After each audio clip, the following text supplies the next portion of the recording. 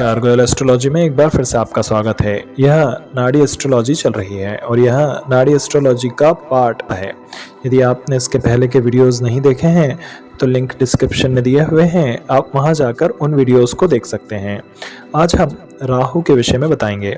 राहु जब भी गुरु से, अब गुरु यहाँ पर जीव कारक कहा गया है। जैसा कि आप सभी जानते हैं कि नाड़ी एस्ट्रोलॉजी में सदैव मेष लग्न की ही कुंडली बनती है।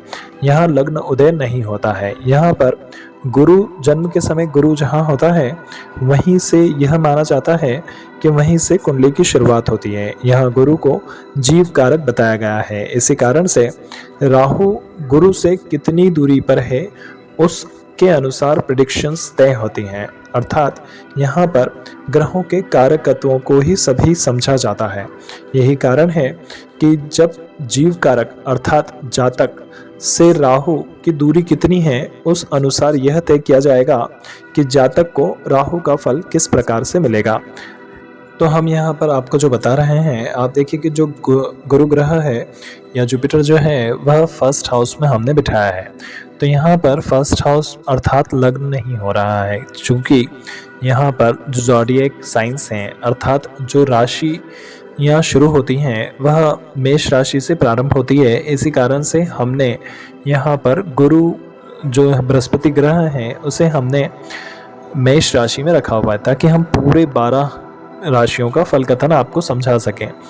यहाँ पर लग्न नहीं होता है, हम एक बार फिर से आपको बता रहे हैं, यहाँ लग्न नहीं होता है। यहाँ हमेशा मेष लग्न की ही कुंडली होती है और जहाँ पर भी गुरु विराजमान होते हैं वहीं से लग्न प्रारंभ हुआ माना जाता है। तो सबसे पहले हमें यह समझना होगा कि वास्तविकता में राहु है क्या। नाड़ी एस्ट्रोलॉजी में राहु को छाया ग्रह या स्मोकी प्लैनेट बताया गया है। यह इसलिए बताया गया है क्योंकि यह जो भी ग्रह जिसकी भी राशि में बैठता है या जिस भी ग्रह के साथ होता है उसका रूप धर लेता है, क्योंकि यह छल करने में एक्सपर्ट होता है। यह उसी तरह से है जैसे कि आप किसी ओरिजिनल चीज़ की कॉपी बना देते हैं। तो यहाँ पर राहु भी यही करता है। यदि यह अच्छे ग्रहों के साथ बैठेगा तो यह अच्छे ग्रहों की कॉपी करेगा, और यदि यह बुरे ग्रहों के साथ बैठेगा या उनकी राशियों में बैठेगा तो यह उसी तरह से कॉपी करेगा।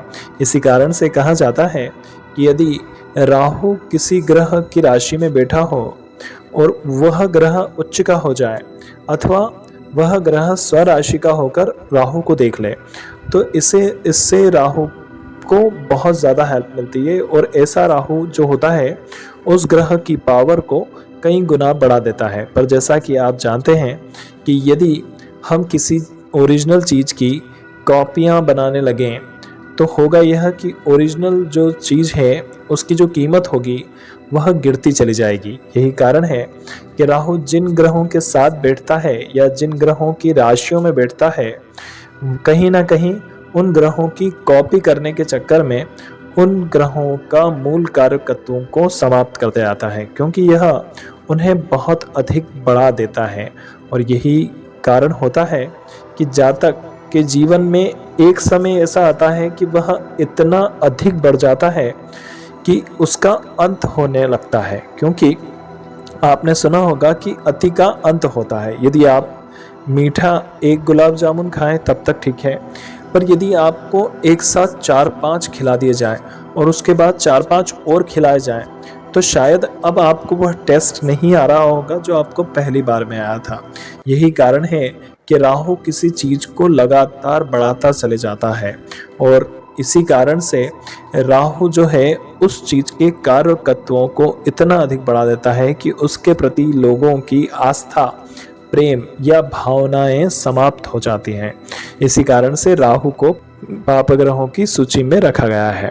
तो राहु यहाँ पर जहाँ एक और बहुत अच्छा होता है वहीं एक और बहुत खराब भी हो सकता है। तो यहाँ पर हमने समझा कि राहु वास्तविकता में है क्या। इसी कारण से शनि की राशि में राहु खराब बताए गए। शनि और मंगल दोनों ही की ही राशि में राहु खराब बताए गए हैं, क्योंकि होता यह है कि दोनों ही स्थिति में राहु उनके कारकत्वों को इतना अधिक बढ़ा देता है कि कुंडली में यदि शनि और मंगल कहीं भी खराब स्थिति में विराजमान हो तो आपको राहु की दशा में उतने ही खराब परिणाम इनसे प्राप्त होना है। हालांकि यहाँ पर दशाएं नहीं होती, यहाँ प्रोग्रेशन होते हैं। पर राहु के प्रोग्रेशन में आपको उतनी ही ज़्यादा परेशानियां होने को मिलती हैं। जैसा कि नाड़ी एस्ट्रोलॉजी में बताया गया है कि राहु जो होता है वह प्रारंभ होता है, क्योंकि इसे मुंह बताया गया है, राहु को सर बताया गया है ना, तो यहीं से प्रारंभ होता है। तो राहु जो है वो प्रारंभ है। तो नाड़ी एस्ट्रोलॉजी में बताया गया है कि जब भी गुरु का प्रोग्रेशन या फिर गोचर राहु के ऊपर से होता है, तो ऐसी स्थिति में कोई जातक या जातिका लंबे समय से जब संघर्ष कर रही हो तो उनके जीवन में एक परिवर्तन आता है, क्योंकि यहाँ पर राहु नई शुरुआत कराता है। तो आप देखिएगा कि राहु जब भी खराब स्थिति में है और आप उस चीज़ को लगातार पाने के लिए प्रयास करते रहेंगे, क्योंकि राहु कभी भी किसी चीज़ को छोड़ता नहीं है। तो हमने आपको पहले भी बता रखा है कि राहु कुंडली में जहाँ भी बैठा होगा, जहाँ पर भी देख रहा होगा, वो आपकी इच्छाएं रहेंगी, वो आपकी इच्छाएं इतनी रहेंगी कि आप उसे कभी छोड़ नहीं पाएंगे। और जब आप उसे छोड़ना चाहेंगे, मान लेते अगर आपकी मकर राशि में सूर्य है और यहाँ पर राहु की दृष्टि है, तो ऐसा व्यक्ति लगातार सरकारी नौकरी के लिए प्रयास करता रहेगा, क्योंकि दशम भाव में है। तो दशम भाव जो है वो कार्य का है और जो सूर्य है वो सरकार को रिप्रेजेंट करता है। तो ऐसा व्यक्ति लगातार सरकारी नौकरी के लिए प्रयास करता रहेगा, पर उसे प्राप्त नहीं होगी।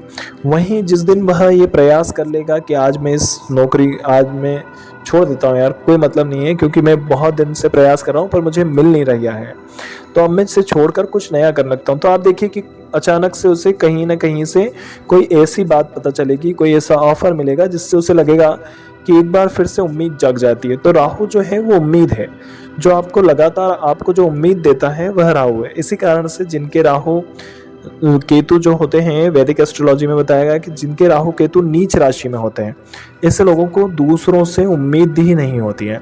ऐसे लोग अक्सर अपनी बातों को जो होती हैं वो अपने ही तक ही रखते हैं, वो दूसरों से शेयर करना भी पसंद नहीं करते, क्योंकि उनके अंदर उम्मीद खत्म हो गई है। नीच राशि में है अर्थात अब उनके अंदर उम्मीद नहीं बाकी है।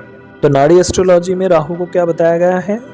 राहु को स्मोकी प्लैनेट या छाया ग्रह बताया गया है, अर्थात यह सिर्फ भ्रम है जिसे आप पकड़ नहीं सकते हैं।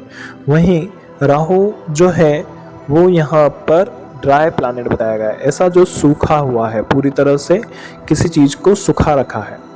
जो सीक्रेट्स होते हैं वह भी राहु ही है। इसी प्रकार से जो डर होता है उसे भी राहु से ही देखा जाता है। फिर किसी पे डिपेंड होना भी राहु से ही देखा जाता है, क्योंकि आपको जैसा कि हम शुरुआत में बता चुके हैं कि जो राहु है वह अपने आप में कुछ भी नहीं है, बल्कि जिस ग्रह की राशि में बैठता है या जिस ग्रह के साथ बैठता है यह उसी का रूप धर लेता है। इसीलिए राहु को सदैव कोई एक चाहिए जो उसे ताकत दे। तो राहु जो है कहीं ना कहीं डिपेंडेंसी या दूसरों पर निर्भर होना भी बताता है। तो अब हम शुरुआत करते हैं। यहाँ पर हम जुपिटर या फिर बृहस्पति ग्रह के साथ हम राहु को बिठाते हैं, यह एक ही साथ विराजमान है। तो ऐसी स्थिति में राहु जो होगा वह गुरु को पूरी तरह से कॉपी करेगा या गुरु की ही प्रतिकृति बनाएगा। तो यहाँ पर क्या होगा? यहाँ पर गुरु जीव कारक कहे गए हैं नाड़ी एस्ट्रोलॉजी में। तो कहीं ना कहीं जातक स्वयं को दूसरों से बड़ा समझने लगेगा और वह ऐसा हो जाएगा जिसकी कोई कल्पना भी नहीं कर सकता है। अब कोई कल्पना नहीं कर सकता ऐसा कैसा रहेगा? तो हम बताते हैं कि वास्तविकता में उनके साथ यह समस्या हो जाएगी कि यदि उन्हें कोई कार्य प्रारंभ करना हुआ तो वह पहले से ही इस बात में विचार कर लेंगे कि मैं इतना पैसा इकट्ठा करके इस व्यापार को स्टार्ट करूँगा, फिर इस व्यापार से इतना पैसा बनेगा, फिर उससे इतना बन जाएगा, फिर मैं अलग अलग दुकानें और ज़्यादा बढ़ा लूँगा, फिर मुझे स्टाफ बढ़ाना पड़ेगा।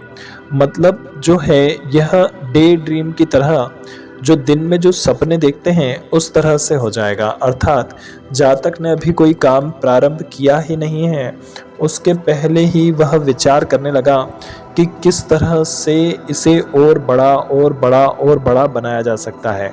और यही कारण है कि राहु इसे यहाँ पर खराब करने लगेगा। कहने का अर्थ यह है कि वह कार्य करने के पहले ही हवाई किले बनाने लगेगा। तो इस तरह से जातक में यह टेंडेंसी हो जाएगी या एक प्रवृत्ति हो जाएगी कि किसी भी कार्य को करने से पहले ही उस कार्य के विषय में कहीं ज़्यादा बढ़ा चढ़ाकर सोच लेना। यह उसके जीवन में जो है उसकी टेंडेंसी या प्रवृत्ति उसकी इसी तरह से हो जाएगी। अब मान लेते हैं कि राहु दूसरे भाव में है, गुरु से दूसरे भाव में है, तो दूसरे भाव को क्या कहा गया है, वह जो होता है बोलने का स्थान होता है। दूसरे भाव से परिवार देखा जाता है, दूसरे भाव से धन संपत्ति देखी जाती है। तो ऐसी स्थिति में क्या होगा, राहु जो है वह सर्प, जितने भी सांप हैं उन सभी का जो है वो देवता है, ठीक है ना। राहु जो है वो सबसे बड़े देवता हैं सभी नागों में।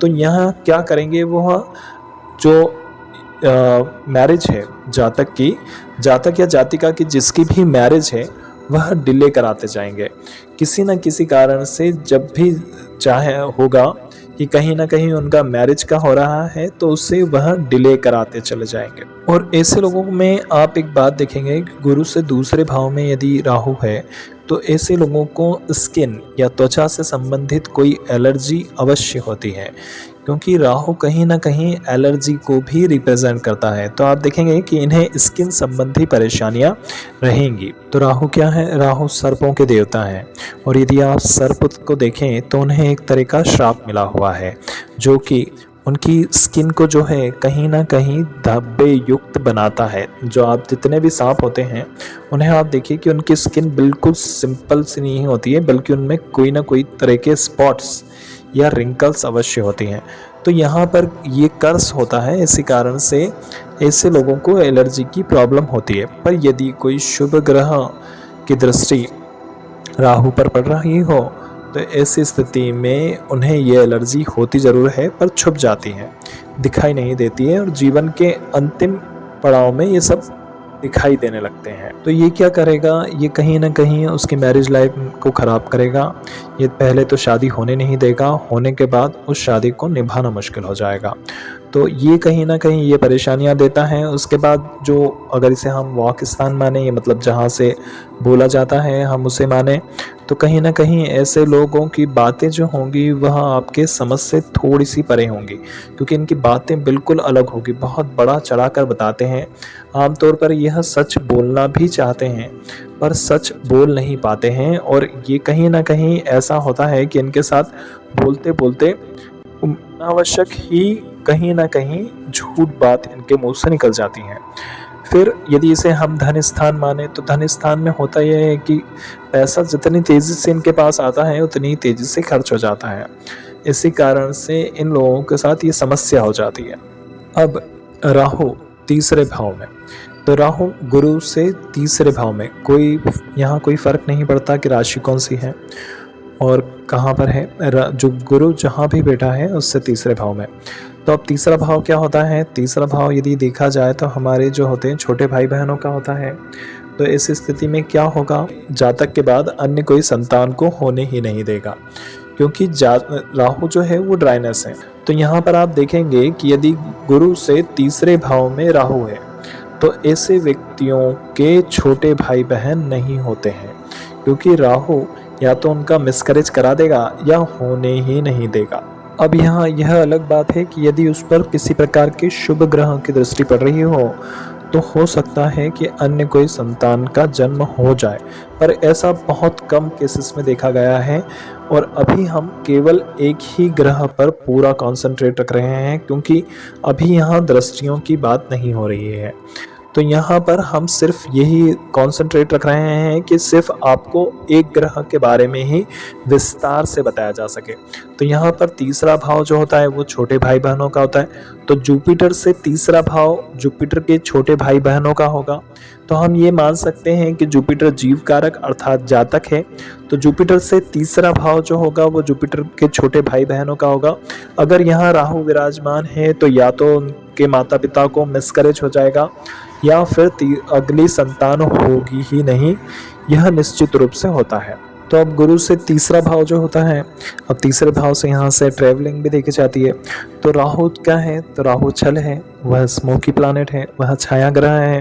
तो कहीं ना कहीं ऐसे लोग जो होंगे अननेसेसरी, मतलब जिसकी आवश्यकता नहीं है, वहाँ पर यात्राएं करेंगे। और उन यात्राओं से क्या मिलेगा आखिरी में उन्हें, अंत में उन्हें जो होगा कहीं ना कहीं उन यात्राओं से नुकसान ही होगा, उन्हें कोई फायदा तो नहीं होने वाला है। तो यदि हम यह देखें कि हमारा तीसरा भाव जो है वहाँ से ट्रेवलिंग भी देखी जाती है, तो अननेसेसरी ट्रेवलिंग करेगा जातक या जातिका जो भी होगी, और उनका क्या होगा, कहीं ना कहीं उनसे नुकसान ही होगा। फिर तीसरे भाव से पराक्रम भी देखा जाता है, तो आप यह भी कह सकते हैं कि ऐसे लोगों को, भले ही ऐसे लोगों की बोलने की वाणी की क्षमता बहुत अच्छी हो, ऐसे लोग चिल्लाते बहुत ज़्यादा हों, चिल्ला सकते हैं, गर्म हो सकते हैं, पर अंदर से कहीं ना कहीं उन्हें एक डर सताया रहेगा, एक डर उनके अंदर हमेशा रहेगा। क्योंकि राहु जो होता है वो हमेशा दूसरों पे निर्भर करता है, राहु खुद कुछ भी नहीं है। आप देखिए कि उसके पैर नहीं है, आपने कई बार सुना होगा कि झूठ के पैर नहीं होते, वह इसका मीनिंग क्या है, तो झूठ जो है वो राहु है, और राहु के पैर नहीं होते, तो ज़्यादा देर खड़ा नहीं रह सकता। तो ठीक है, ऐसे व्यक्ति अपने आप को भले ही दिखा रहे हैं कि मैं बहुत पराक्रमी हूँ, मैं बहुत कुछ कर सकता हूँ, पर ये हमेशा दूसरों पर निर्भर रहेंगे, और यही कारण रहेगा कि ये जो है पराक्रम के लिए अच्छा नहीं कहा गया है। अब यदि राहु जो है वह गुरु से चौथे भाव में हो, अब चौथा भाव क्या देखा जाता है, सबसे पहले माता देखी जाती है, उसके बाद क्या देखा जाता है, वह घर देखा जाता है जहाँ पर जातक रहता है, जहाँ पर जातक का जन्म हुआ है, उस घर की कंडीशंस कैसी थी, किस तरह का बना हुआ था, वह भी राहु से देखा जाता है। इसके माफ़ी चाहेंगे, मतलब गुरु से चौथे भाव से देखा जाएगा, क्योंकि नाड़ी एस्ट्रोलॉजी में गुरु को ही जीव कारक बताया गया है। तो गुरु से चौथा भाव माता का हुआ, घर का हुआ, इसके अलावा खुद जातक या जातिका की खुशी का भी चौथा हाउस जो होता है वो खुशी का भी होता है। और उस घर का, अब जहाँ पर अगर चौथे भाव में राहु हो, गुरु से चौथे भाव में राहु हो, तो ऐसे लोगों का आप घर देखेंगे जहाँ पर जातक का जन्म हुआ हो, जातक जिस घर को खरीदेगा या कहीं किराए से भी जाएगा, तो ऐसा हाउस जो होगा कहीं ना कहीं एल, अंग्रेजी के शब्द जो एल होता है उस तरह का होगा, मतलब इसे जो आपका घर का शेप होगा वो कहीं ना कहीं एल शेप में बना होगा। तो जातक के साथ जो भी महिलाएं रहेंगी, भले ही वो उसकी मम्मी हो, उसके बुआ हो, उसकी पत्नी हो, बहन हो, कोई भी हो, जो भी महिलाएं जातक के साथ होंगी, उनके साथ एक समस्या, उनको हेल्थ से संबंधित परेशानियां, स्वास्थ्य से संबंधित परेशानियां तो चलेगी ही सही, कहीं ना कहीं एक मानसिक तनाव भी उनमें बना रहेगा। क्योंकि यह घर जो है गुरु से चौथा घर है, तो जातक से चौथा घर जो है उसकी खुशियों का घर है, और आप देखेंगे कि यहाँ पर उन्हें हेल्थ से संबंधित परेशानियाँ या मानसिक परेशानियाँ महिलाओं में बनी रहेंगी। अब ऐसे लोगों में यदि कोई पाप ग्रह इन्हें देख रहे हों, तो ऐसी स्थिति में क्या होगा, ऐसे लोगों की ग्रेजुएशन तक की शिक्षा होती है वो कहीं ना कहीं पूरी नहीं हो पाएगी। अगर कोई शुभ ग्रह इनसे देख ले, तो ऐसे लोग अपनी जो ग्रेजुएशन तक की शिक्षा होती है, जो 12वीं के बाद की जो शिक्षाएं होती है, उसे पूरी कर लेते। पर यदि कोई पापग्रह देख रहे हों, तो ऐसे लोगों की ग्रेजुएशन के तक की शिक्षा भी पूरी नहीं हो पाती है। तो अब गुरु से पांचवा स्थान या पांचवा भाव या पांचवा घर, तो गुरु से पांचवें भाव में यदि राहु हो, तो राहु पांचवा घर क्या होता है, तो गुरु से पांचवा घर जो होगा वह आपके पूर्व जन्म के कर्म होते हैं। तो आप जैसे कि पूर्व जन्म के कर्मों में जाकर राहु विराजमान है, तो क्या है कि कहीं ना कहीं पूर्व जन्म की आपकी बैड हैबिट्स या फिर बुरे कर्म आप अपने साथ इस बार ले आए हैं। तो अब यहाँ पर राहु का विराजमान होने का मतलब कहीं ना कहीं नाड़ी एस्ट्रोलॉजी में यही समझा जाता है कि जो बैड हैबिट्स आपकी पूर्व जन्म में थी वही इस बार फिर इस जन्म में आपके साथ आ गई हैं। तो यदि पंचम भाव में राहु है, गुरु से पंचम भाव में राहु विराजमान है, तो ऐसे लोगों में कहीं ना कहीं संतान को लेकर एक परेशानी बनी ही रहती है। इनको संतान उत्पत्ति में बेहद परेशानी होती है, क्योंकि हमने पहले भी बताया है कि राहु जो है वो सर्पों का राजा है, और सर्प अपनी संतान उत्पन्न करने में बहुत संकोची होते हैं। वो कहीं ना कहीं उन सर्प अपनी संतान उत्पन्न नहीं करना चाहते हैं। तो ऐसे लोगों के साथ समस्या क्या हो जाती है कि इनको संतान को लेकर तो परेशानी होती ही है, वहीं दूसरी ओर ये होता है कि इनमें कहीं ना कहीं कोई बैड हैबिट्स भी डेवलप्ड होने लगती हैं। और जब बैड हैबिट्स डेवलप्ड होने लगती हैं तो वह बहुत लंबे समय तक सीक्रेट बने ही रहती है, क्योंकि राहु जो है वो कहीं ना कहीं सीक्रेट भी है।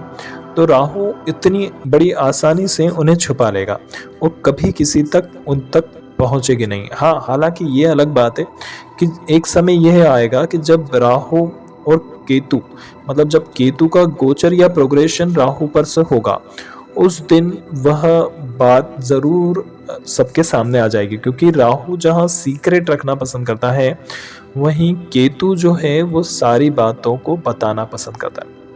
तो यहाँ राहु या केतु, राहु आपके जन्म के राहु पे से जब भी केतु का प्रोग्रेशन या गोचर होगा, तो इस स्थिति में प्रोग्रेशन हमने पहले समझा रखा है, आप लिंक पे वीडियोस हैं, आप वहाँ जाकर देख सकते हैं।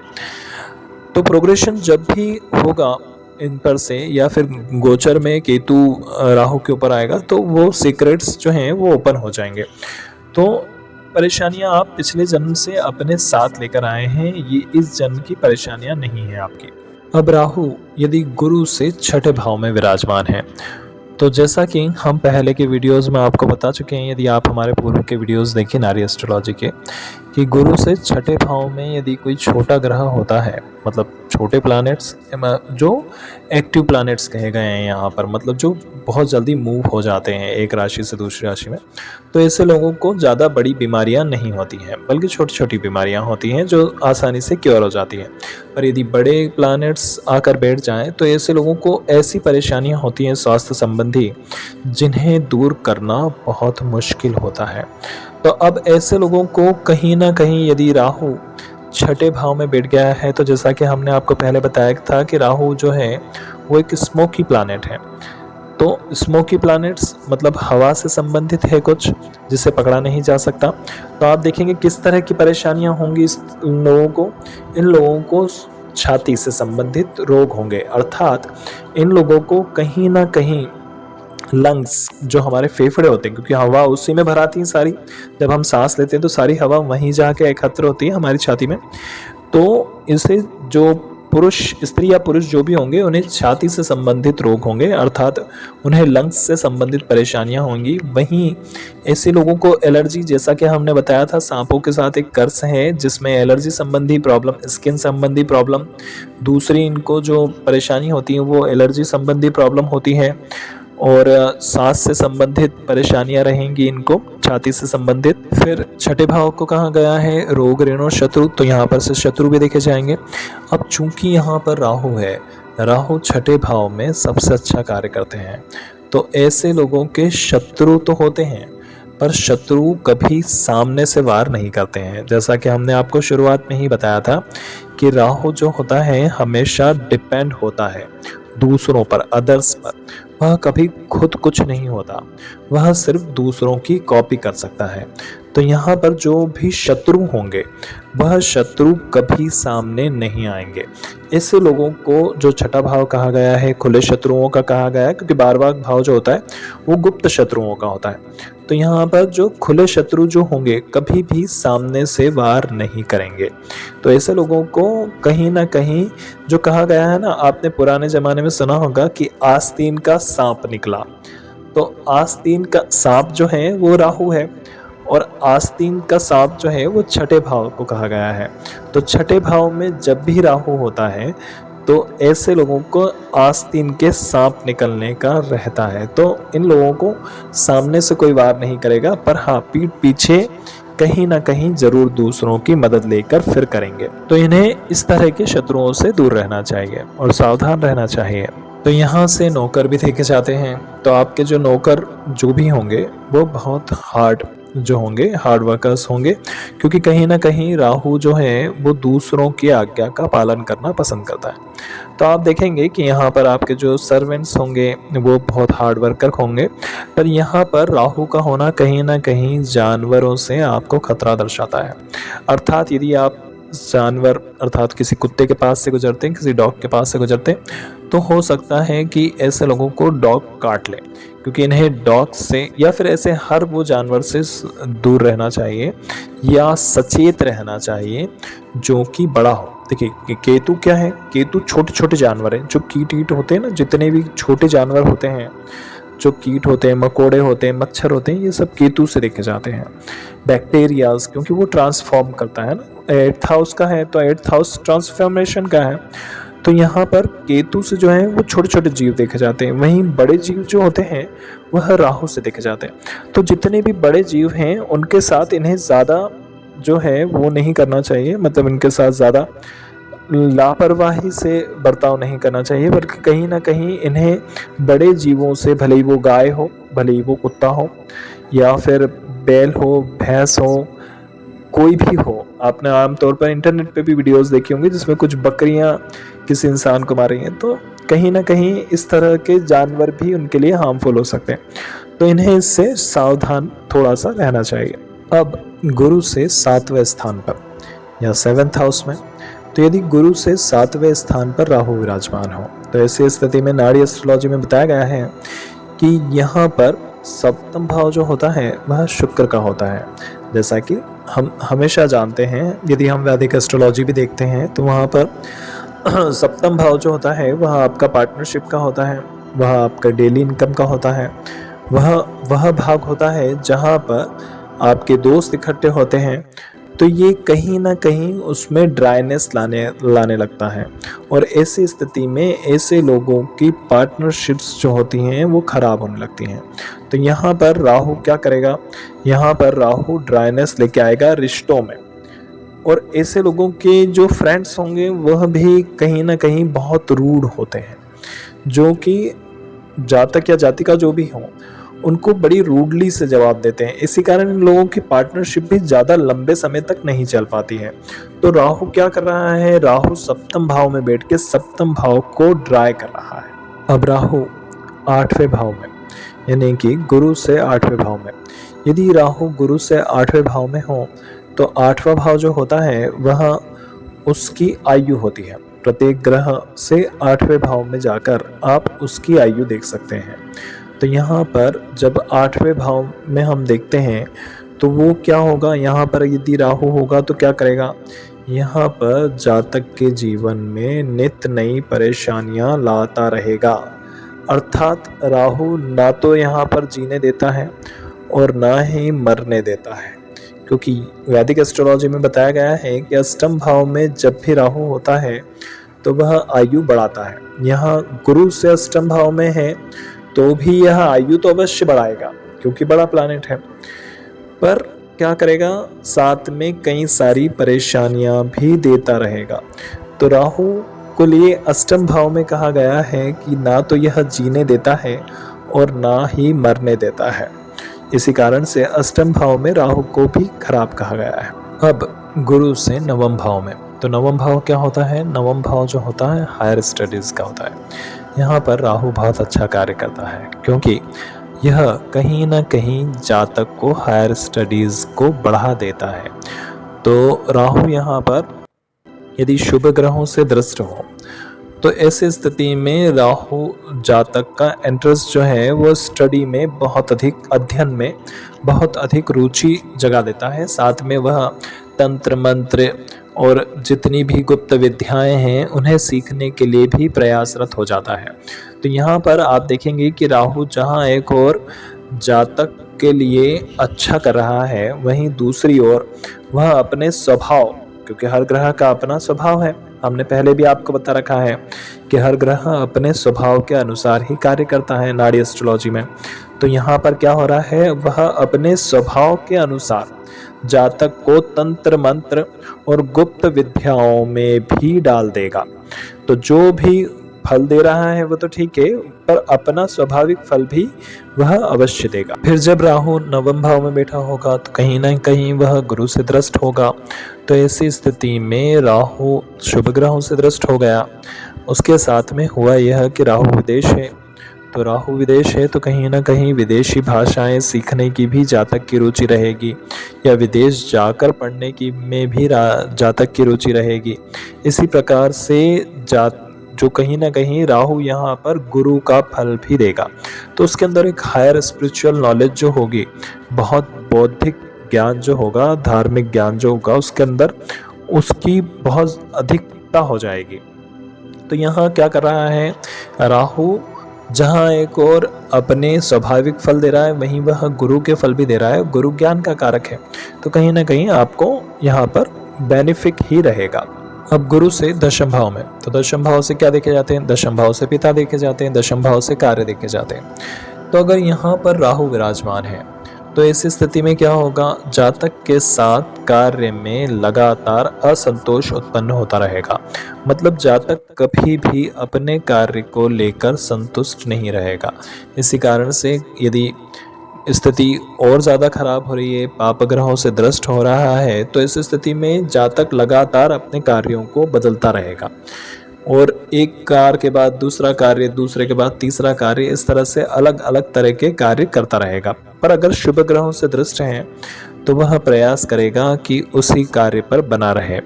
अब यदि 11वें भाव में राहु हो, गुरु से 11वें भाव में राहु हो, तो इस स्थिति में 11वां भाव किसे कहा गया है? दोस्तों को।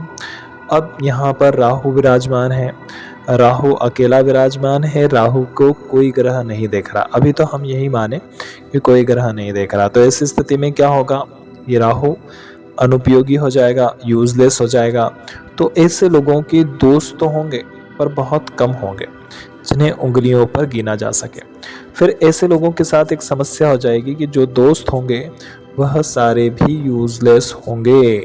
अर्थात ऐसे दोस्तों के, सिर्फ ऐसे लोगों के जो दोस्त होते हैं वो सिर्फ नाम के दोस्त होते हैं, उन वो कभी उस जातक या जातिका के काम नहीं आएंगे। मतलब जिस दिन उसको ज़रूरत पड़ेगी ना उनकी वास्तविकता में, उस दिन वो लोग कहीं भी इसके आसपास भी नहीं दिखेंगे।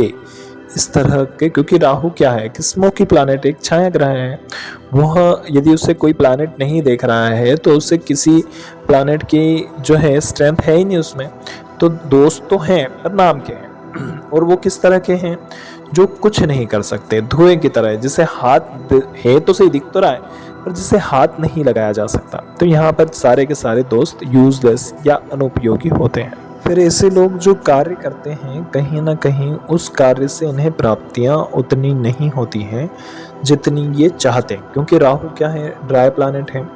तो कहीं ना कहीं उन्हें कार्यों से तो उतनी प्राप्तियां नहीं होती जितनी वो चाहते हैं। पर हाँ, चूंकि राहु छल है तो कहीं ना कहीं दूसरी ओर से वह किसी के साथ छल करके या किसी को मूर्ख बनाकर, कह सकते हैं, जो कि आजकल के ज़माने में जिसे कहा जाता है ट्रिक करके, तो ट्रिक करके या फिर किसी न किसी व्यक्ति से दूसरी तरीके से पैसा निकलवा सकते हैं। तो इनकी जो ओरिजिनल आय होती है वह तो बहुत कम होती है। हाँ, दूसरी तरीके से ये लोग अन्य तरह से, कमीशन हो गया, दलाली हो गई, या फिर दो लोगों के बीच में कोई सौदा कराने के बीच में एक अमाउंट विशेष इन्होंने रख लिया या लाइजनिंग हो गई, जिसे आजकल लाइजनिंग कहा जा रहा है, तो लाइजनिंग हो गई। इस तरह के कार्य करके ये लोग कहीं ना कहीं पैसा बना लेते हैं, पर ओरिजिनल इनका सोर्स ऑफ इनकम तो बहुत कम होता है। तो अब मान लेते हैं कि राहु जो है वो गुरु से 12वां है। तो अब 12वां भाव क्या है? तो 12वां भाव जो है वो आपके सीक्रेट एनिमीज या गुप्त शत्रुओं का होता है। बैड प्लेजर्स, ऐसी चीज़ें जिन्हें आप करना चाहते हैं पर दूसरों को बताना नहीं चाहते हैं, इनसे जो आपको खुशी मिलती है वह सभी 12वें हाउस या 12वें भाव से देखी जाती है। इसके अलावा जो आपके ऐसे डेब्ट्स या ऐसे लोन होते हैं जो कि हैं तो सही पर किसी को पता नहीं है, जो सीक्रेट हैं, तो वो सब कहाँ से देखे जाते हैं? 12वें हाउस से, कि हैं, आप पर हैं पर किसी को दिखाई नहीं दे रहे। तो यहाँ पर अगर राहु हो तो क्या होगा? फिर 12वां हाउस जो होता है वो आपके विदेश का भी होता है, आपके बेडरूम सुख का जो होता है वह भी 12वां हाउस ही होता है। तो यहाँ पर क्या होगा? जब राहु बेडरूम में जाएगा तो क्या करेगा? वहाँ पर ड्राई करेगा। तो ऐसे लोगों को बेडरूम में जो सुख मिलना चाहिए वो नहीं मिलेगा। फिर ऐसे लोगों के पास एक अवसर हमेशा रहेगा कि वह कहीं ना कहीं बाहर से, विदेश से जाकर या कहीं बाहर से किसी और स्थान से ऑनलाइन जाकर पैसा कमा सकें या वहाँ से कुछ चीज़ें गेन कर सकें। तो राहु 12वें हाउस में आपको इस तरह से मदद करता है। तो अब 12वां हाउस जो होता है वो आपका गुप्त शत्रुओं का होता है। तो छठे भाव में जो होते हैं आपके ओपन एनिमीज या खुले शत्रु होते हैं। तो जब छठे भाव में राहु था तो हमने कहा था कि वह कुछ कर नहीं पाएंगे, पर आपको इस स्थिति में गुप्त शत्रुओं से सावधान रहना चाहिए। अब यहाँ पर उल्टा हो जाएगा, यहाँ पर जो आपके गुप्त शत्रु हैं वह तो कुछ नहीं करेंगे, पर हाँ कुछ लोग ऐसे होंगे जो कि सामने आ जाएंगे, क्योंकि यहाँ पर ऐसे लोग आपको मिलेंगे जिनके साथ आप लड़ना नहीं चाहेंगे और यह ज़बरदस्ती आपसे लड़ना चाहेंगे, जबकि आप यहाँ पर समझौता करना पसंद करेंगे। तो यहाँ पर चूंकि अब ग्रह का स्थान बदल गया है तो उसका स्वभाव भी बदल गया है। यहाँ पर यह गुरु से 12वां आ गया है, तो यह कहीं ना कहीं आपके शत्रु पक्ष के लिए आपके लिए नुकसानदायक होता है। तो इस तरह से आप गुरु से 12 भाव में आपने देखे कि किस तरह से राहु फल करेगा। अब यहाँ पर अभी केतु का फल बाकी है। आने वाले वीडियोस में हम आपको बताएंगे कि केतु गुरु से 12 भाव में किस तरह से फल करता है। आशा करते हैं आपको यह वीडियो पसंद आया होगा। यदि आपको वीडियो पसंद आया हो तो प्लीज़ सब्सक्राइब कर लीजिएगा और साथ में एक लाइक का बटन ज़रूर दबा दीजिएगा। धन्यवाद।